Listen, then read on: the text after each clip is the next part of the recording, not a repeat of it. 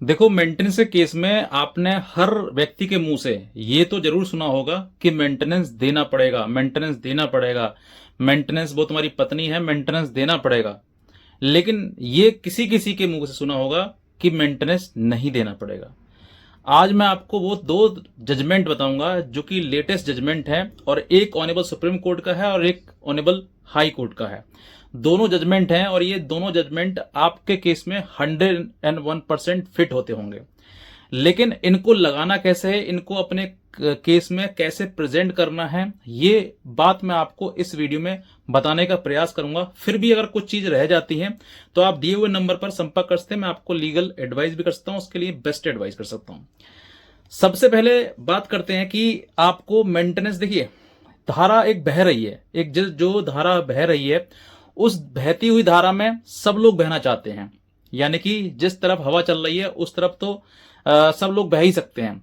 कहने का मतलब यह है कि सबको मालूम है कि महिला आपकी पत्नी है और आप उसके पति हैं, और उसने अगर मेंटेनेंस का केस फाइल कर दिया तो मेंटेनेंस आपको देना ही होगा। ये हर वकील साहब के मुंह से सुन सकते हैं, हर समाज में किसी व्यक्ति मुंह से सुन सकते हैं कि ये कि मेंटेनेंस देना पड़ेगा। लेकिन मेंटेनेंस नहीं देने का मतलब क्या है, किस तरीके से नहीं देना है, और दूसरा कि जो धारा बह रही है उसके विपरीत कैसे बहना है, वो भी मैं आपको बता दूंगा। सबसे पहले बात करते हैं कि जब मेंटेनेंस आपको नहीं देना है उससे पहले आप अपने केस में जो 125 सीआरपीसी यानी कि 144 बीएनएसएस का जो मुकदमा है उसको पहले स्टडी आउट करिए, उसको पहले पढ़िए अच्छे से कि उस महिला ने आपके विरुद्ध झूठ क्या बोला है और क्या उसने छिपा लिया है। अगर उसने कुछ झूठ बोला है या फिर उसने कुछ छिपा लिया है या फिर ऑनरेबल कोर्ट के आंखों में धूल झोंक के वो मेंटेनेंस लेना चाहती है, उसको ये पता है कि बस कैसे भी मुझे मेंटेनेंस मिल जाए, अब चाहे मैं कितना भी झूठ बोलूं, चाहे भी कितनी भी चीजें उसको मैं बड़ा चढ़ा के बता दूं, लेकिन मुझे मेंटेनेंस लेना है, उसका मोटो फोकस सिर्फ और सिर्फ मेंटेनेंस पे रहेगा। तो इस तरीके से अगर आप, उसने किसी प्रकार से झूठ बोला है और अगर आपने वो झूठ पकड़ लिया या फिर उसने कुछ छिपाया है और वो आपने पकड़ लिया, तो बस यहीं से आपका पूरा जो गेम है वो स्टार्ट होता है कि अब आपको उसी रास्ते पे चलना है जिस रास्ते पर आपको मेंटेनेंस नहीं देना है। हर कंडीशन हर केस में फिट नहीं होती है, लेकिन कहीं ना कहीं सरकमस्टांसेस कुछ ना कुछ आपके केस में मैच करते हैं ऐसे, तो आप उन सब चीजों को पकड़िए। आपको सिर्फ और सिर्फ अपनी जो चील वाली आंख है ना, जो ईगल आई है आपकी, वो आपकी सिर्फ और सिर्फ उसकी कमियों पर पकड़ना है कि उसने कमी क्या करी है, क्या गलती करी है, क्या झूठ बोला है, क्या सप्रेस किया है, क्या कंसील किया है, ये सब कुछ उसको आपको निकालना है। अब जैसे ही आप निकाल लेते हैं, निकालने के बाद उसको एक कागज पर लिख लीजिए, लिखने के बाद स्टार्ट करिए अब नेक्स्ट प्रोसेस कि किस तरीके से अब उसको झूठ को आपको साबित करके और उस महिला को मेंटेनेंस नहीं देना है और साथ ही साथ सजा भी करवानी है उसको। कैसे? सीआरपीसी की धारा 340 जो कि आपने सुना होगा और पढ़ा भी होगा कहीं ना कहीं, और इसका जो नया वर्जन है वो 379 बीएनएसएस हो चुका है। अब इसके दौरान आपको एक मुकदमा फाइल करना है उसी कोर्ट में, उसी न्यायालय में, उसी महिला के विरुद्ध जिसने झूठ बोला है, फैक्ट्स को छिपाया है, कंसील किया है, सप्रेस किया है या बढ़ा चढ़ा के बताया है। इन सब चीजों का विशेष से ध्यान रखिए। अगर कुछ चीज लिखना है तो लिखते चले जाइए साथ साथ में आप।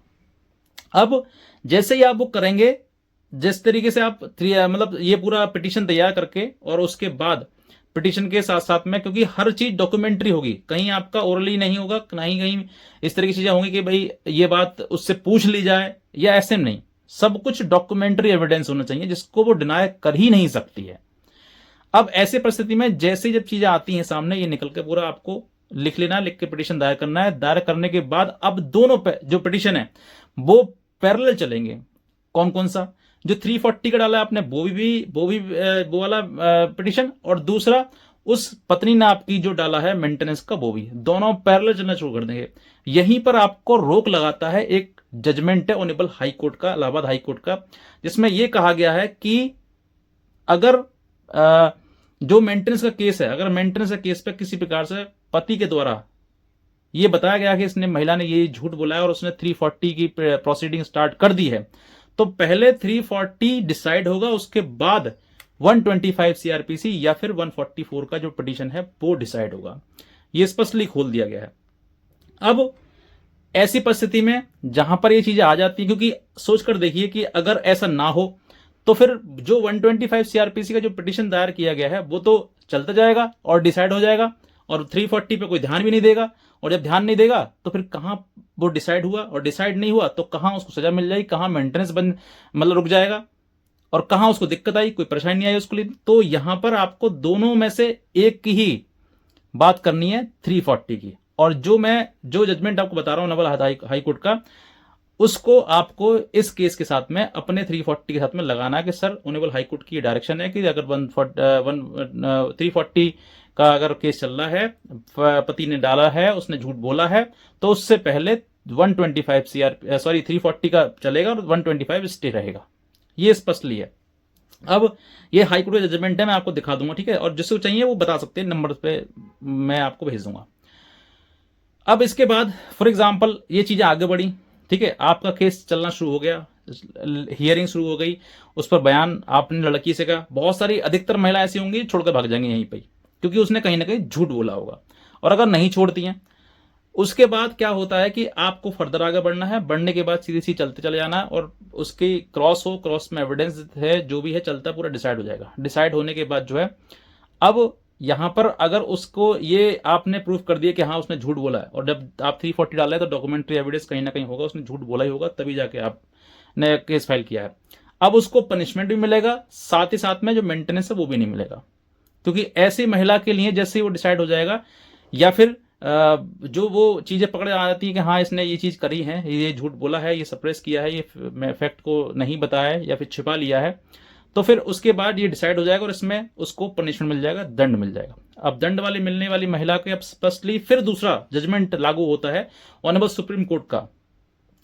इसमें यह कहा गया है कि ऐसी महिला, it is a settled law, लिखा हुआ है completely, it is settled law, कि जो व्यक्ति, कोई व्यक्ति हो, पुरुष महिला डजंट मैटर, कोर्ट के लिए सभी समान है, न्यायालय के लिए सभी, कोई महिला कोई पुरुष नहीं है, सभी समान है।